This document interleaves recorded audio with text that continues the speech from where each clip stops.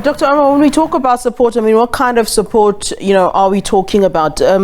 Especially I'm thinking about those who were, in fact, there on that fateful day, some of those young people who narrowly even, escaped death. So, for them, it's a double trauma. It's seeing people actually dying, but also dealing with the fact that they also might have lost their lives on that day. I mean, I saw we were talking to a young man here who on SABC News who had actually seen his brother, his brother's body being one of those that were counted in the 21. And as he was talking, you could see that this is not someone who's going to recover anytime soon. This is clearly a very traumatized young man. And one wonders, when we're talking about support, what sort of support are we talking about? And particularly in these impoverished communities where it's not necessarily easy to acquire the services of, let's say, a psychologist that comes at a certain fee. So one really needs to talk about what sort of support could we then be speaking of?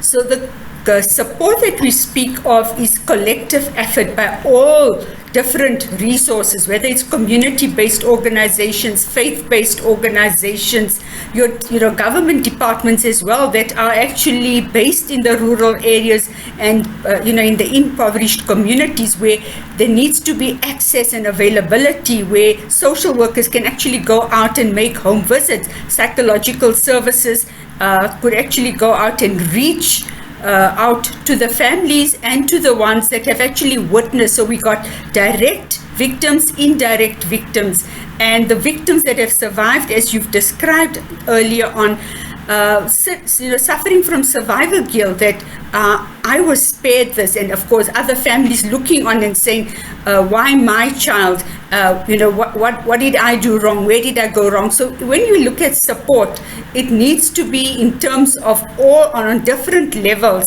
the emotional support, the psychological, where mental health, assisting and supporting with the mental health. But even looking at the impoverished community and context, one needs to look at basic lower order needs, food and shelter, how to contain those families in terms of their daily functioning and coping.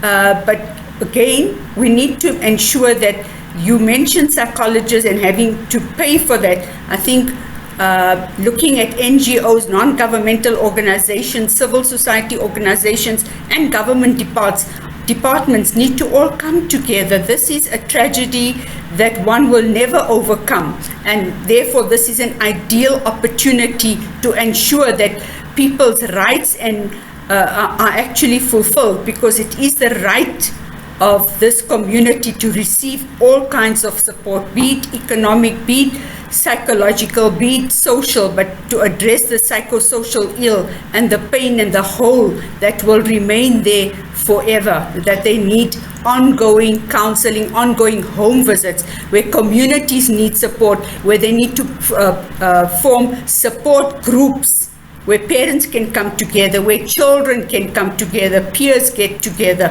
So on different levels, interventions need to be provided. Yeah, and speaking of social ills, what's been brought to the surface is the issue of substance abuse. That's obviously been put on the spotlight now because this happened at a tavern at a shebeen. What are the causes, what's driving young people to these sort of areas where technically they shouldn't even be there in the first place? And even if we were to put alcohol, one side, maybe some of them weren't even there to drink, but why are young people having fun at taverns, at shebeens, places where, in my day, we were not even allowed. You couldn't even get anywhere close to a sort of tavern or shebeen like that. I mean, does it also speak to where we are as a society and how this has become sort of, acceptable? So you raise a very pertinent point, and this is a systemic issue. We need to look at it on different levels, and the risk factors are numerous. One needs to look at, what makes the tavern industry so attractive and lucrative, and why does it become a must-have Because if we look around, and particularly at this community, and there are many communities like this, where it's an impoverished community, there isn't access to adequate recreational facilities, entertainment opportunities. One looks at poverty, and then looking at the advertising industry, where alcohol seems to be the panacea for all ills. Celebrate with alcohol. If you have a tragedy, if you're feeling sad, you need to go to the bottle.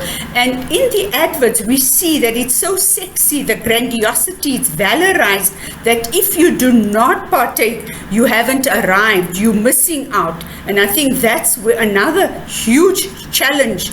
And then, of course, the digital platforms also, where children have access to these platforms, and the way they're lured and entrapped into these kind of settings, and parents do not always have access or knowledge of how to access these platforms, or even are aware what their children are being exposed to. So there are numerous risk factors that we need to consider.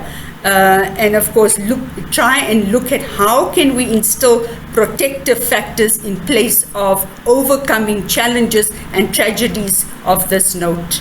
Dr. Shaheda Omar, thanks as always for weighing in. We certainly do appreciate your input here on SABC News. Thank you so much.